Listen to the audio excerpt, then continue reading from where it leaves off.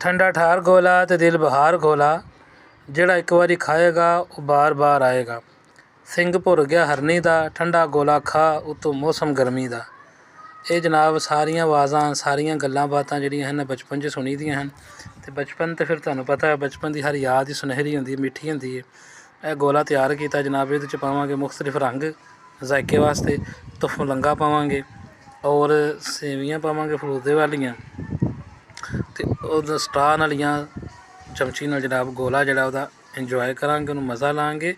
ਅਤੇ ਬਚਪਨ ਹਸੀਨ ਹੁੰਦਾ ਹਰ ਕਿਸੇ ਦਾ, ਔਰ ਉਹਨੂੰ ਜਿਹੜੀਆਂ ਚੀਜ਼ਾਂ ਪਸੰਦ ਹੁੰਦੀਆਂ ਨੇ, ਦਿਲ ਲਲਚਾਉਂਦਾ ਇਨਸਾਨ ਦਾ ਕੋਈ ਖਾਏ, ਭਾਵੇਂ ਬਿਮਾਰ ਹੀ ਬਾਅਦ 'ਚ ਹੋ ਜਾਏ, ਕਿਉਂਕਿ ਕੁਛ ਚੀਜ਼ਾਂ ਮੁਜ਼ਰ ਸਿਹਤ ਵੀ ਹੁੰਦੀਆਂ ਨੇ।